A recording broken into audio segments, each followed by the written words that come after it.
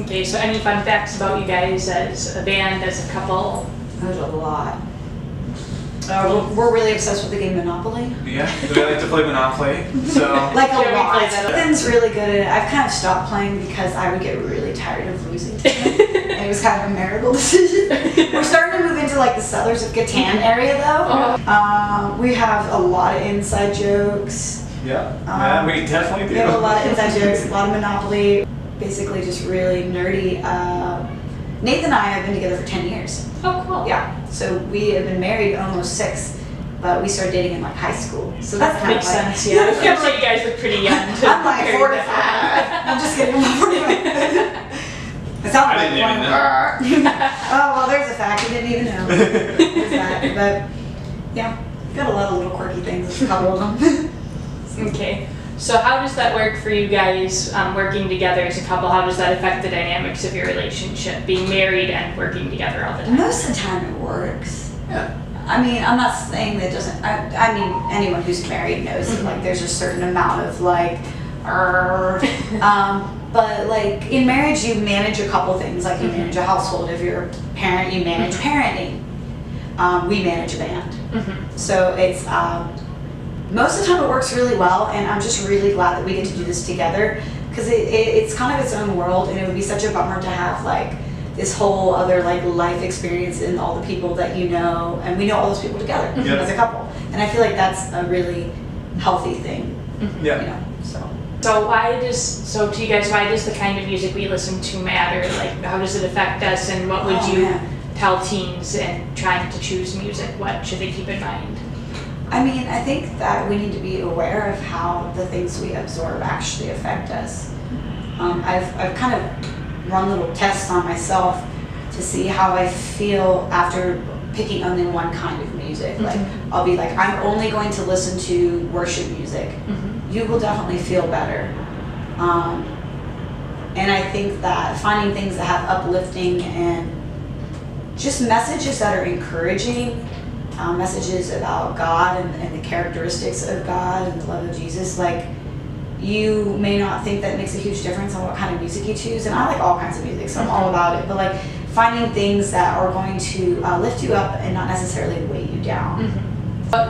What role does your faith play in your music and the direction you go with that? I mean, it's pretty much everything. I don't think we would be doing music at all because I talked about it on stage a little bit, but it's just like, it's a lot of work, you know, and I think that you really, and like and I'm not saying that like it's not worth it, but like to go through all the hassle and the trouble and the being away from family and missing things and the driving, like it wouldn't really be worth it if we weren't carrying such an important message with us and we didn't feel so called to it. So I would say that it's like if our faith was not part of our music at all, we would probably just go get other jobs. You know, because that's what it's all about. So absolutely.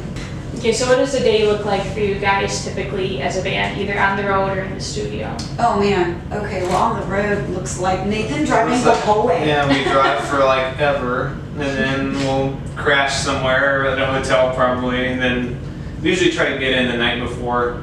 Yeah, I've started doing that just because we've been touring for several years now, from when I was like a teenager and now a little bit older, and I'm trying to like keep us on a semi-normal schedule, so we're not 100% nocturnal. So we'll drive a lot the night before, get up, and just go at it. Like today we played at noon, so the front half of our day was like, whoa, but now it's a little bit more relaxed. Within the last couple of years, we've tried to make touring more enjoyable because we used to just really go after it hard, but then I was like dead. Yeah. And you gotta take care of yourself along the way, even if you're doing the most incredible thing. We try to take more days off now. Like we have a day off tomorrow in Madison. Oh, cool. Yeah, and I'm gonna get to visit some of my family. We kind of thought like, hey, if we're already out here, why not like have a little fun? Yeah. Do something. We were touristy. actually in an accident about 3 years ago with Jonathan Tulane actually. And just after that, we've kind of changed our mode of touring. We were real road dogs before, and now I think the older we get and the harder it gets on our bodies and our vehicles, that we've kind of tried to tour smarter. So it doesn't look as painful as it used to. Usually there's like a game of Monopoly in a hotel room involved, you know. Lots of singing in the van. Not good singing.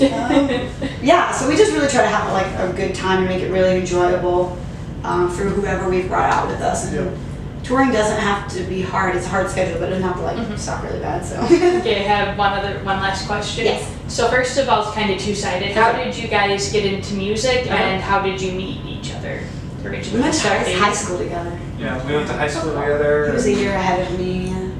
Just started hanging out. Yeah, I mean, his mom would never pick him up after school. She would like forget and be really late. And my mom was a teacher, so we were like, we got to know each other because we weren't in the same classes and stuff for the most part. So we got to hang out, and then we kind of started getting into music. We used to lead worship for our youth group. Yeah, and I did that for a while, and then afterwards I would kind of stick around and start writing stuff. I was really into like poetry and fiction. That's actually like kind of where my songwriting roots come from, because I'm definitely like a lyricist in that way. And then I went on at my home church back in Ohio. Then I went on staff for like the contemporary worship leader for a while. And so I think particularly music in the church, has always been a part of our lives. And then just being a fan of music, you know, like always burning each other like little mix CDs.